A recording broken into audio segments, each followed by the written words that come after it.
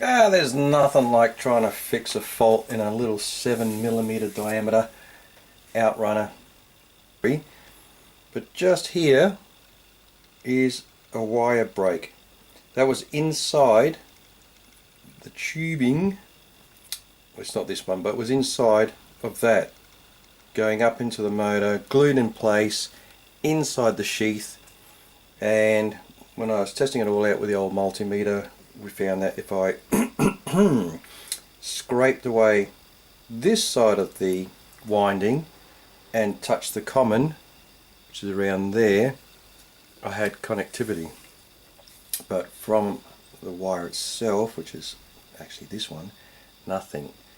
So I sliced back the sheath just a tiny bit, and that's when it exposed these two wires. Right, give you a demo. Right there is the broken wire, and that's the wire. This is the wire going out. Oh, so this is wire. And this is the wire going to the motor.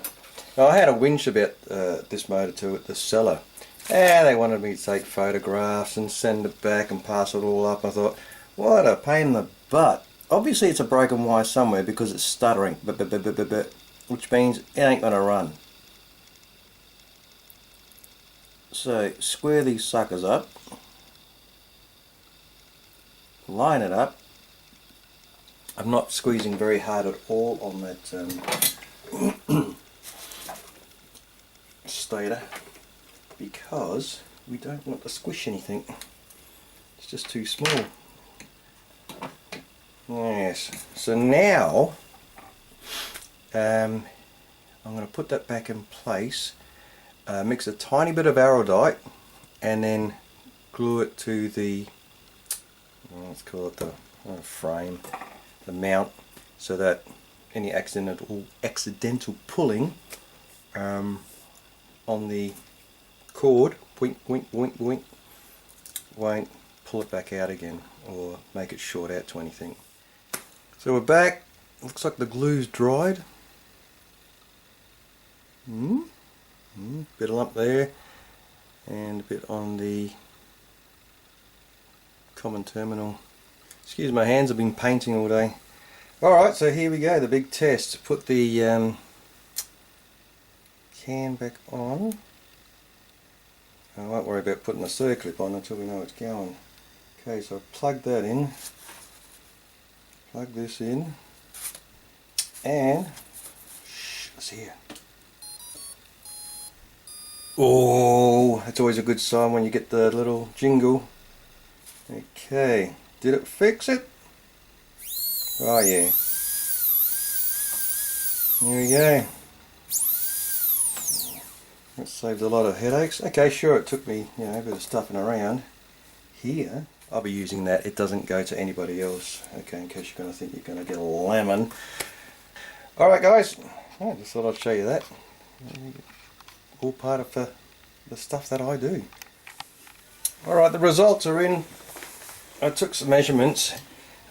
I'm not really interested in boring you to death about, me shoving it on the old scales there and measuring it out and all that. So we know this is a 26 grams. This one here is 26 grams. It's a 3-blader. So that puts out static thrust of 25 grams. Its E-flux is 61 kilometers an hour. So that's that one. The new 4-banger is, sorry about the paint, I've been painting all day. The 4-blader is putting out 31 grams of thrust and 81 kilometers an hour of E-flux. So big increase. So what's this? I remember trying to do stupid maths last time. It's a bit of a joke. 25. Alright, let's say 24. So it's 8 grams per blade. 8, 16, 24. 8.3 grams per blade. Doing 61. So if we add another blade, so 25, we're up 6 grams.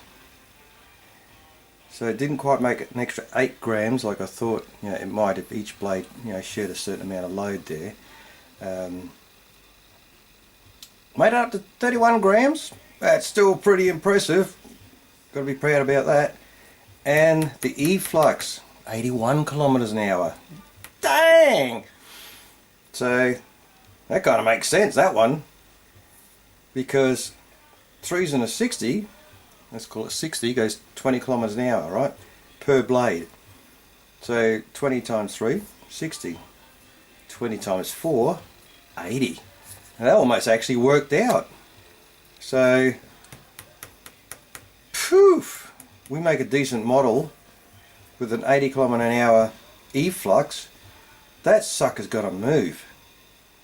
So the static thrust is up a good bit, 6 grams, right, over 30 grams now, you know, for a 20mm EDF. But the 81 kilometers an hour E-flux, wow. Okay, there's the update. Alright guys, check you out next video.